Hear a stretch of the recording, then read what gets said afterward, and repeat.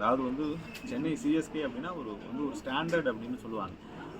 சிங்கம் மாதிரி இதை கற்று காப்பாற்றி ஒரு 15 வருஷத்தில் வந்து பெரும்பாலும் ஒரு 2 சீசனை தவிர வந்து ஃபைனல் தான் போயிருக்காங்க. அன்காலத்தில் இவ்வளோ பெரிய சாம்ராஜ்யத்தை கட்டி எழுப்பி விட்டு இன்றைக்கு அடுபாதாளத்தில் கொண்டு போய் சிஎஸ்கே கொட்டியிருக்குங்கிறது டோனி எடுத்த மிக தவறான முடிவு. அவர் வந்து சிஎஸ்கே நிர்வாகம் சென்டிமெண்ட்டாக இப்போ அஸ்வின் காலமான கடைசியில் ரிட்டையர் இந்த மாதிரி ஒரு யாராச்சும் எடுப்பாங்களா? அஸ்வினோட கடைசி காலம் எங்களோட முடியணும் அப்படிங்கிறதுக்காக யார் ரசிகர்களை பலியாகிறாங்க.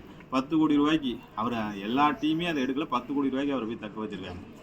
அந்த ஆரம்ப காலகட்டத்தில் தோற்றதுக்கு இந்த பேலன்ஸ் இல்லாமல் 3 ஸ்பின்னரை வச்சதுக்கு அஸ்வின் எடுத்தது ஒரு பெரிய பலகன். அது சென்டிமெண்ட். அதேமாரி கோப்பையை வாங்கி கொடுத்தோமா நான் சிங்கமாக இருக்கும்போது போயிடுறேன்னு சொல்லியிருந்தா அதோட கெத்துங்கிறது வேறு. இப்போ வந்து ரஜினி அரசியலுக்கு வருவாரா அப்படிங்கிறது எப்படி ஒரு கேள்விக்குறியாங்கமோ டோனி ரிட்டையர்மெண்ட் ஆகுது அதுவும் ஒரு கேள்விக்குறியாகவே போய் இன்றைக்கி எழுப்பப்பட்ட சாம்ராஜ்யம் தனக்கு முன்னாடியே ஒவ்வொரு செங்கல்லாக உதரப்பட்டு ஒரு மிடில் இருக்கலாம், ஒரு 8வது எடுக்கலாம், ஒரு 7வது இடத்துல இருந்தால் மனசாடலாம், அடுத்த பாதாளத்தில் போய் விழுகிறதுக்கு காரணமாக இருந்தது டோனியோட தவறான முடிவு.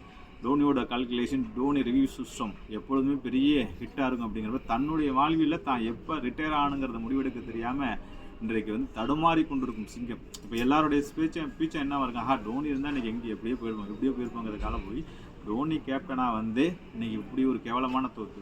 டோனி எத்தனை வாட்டி ஃபைனலுக்கு அழைச்சிட்டு போனாலும் ஒரு சிங்கத்துக்கு ஒரு மாபெரும் எம்பரருக்கு தான் இருக்கும்போதே தன்னுடைய வீரர்கள் தோற்பது என்பது அதை விட மனவேதனை கொடுக்கக்கூடிய ஒரு விஷயம் இல்லை. அதேமாதிரி ரசிகர்களுக்கும் இது நல்ல. ஆகவே இதுவே சரியான தருணம்.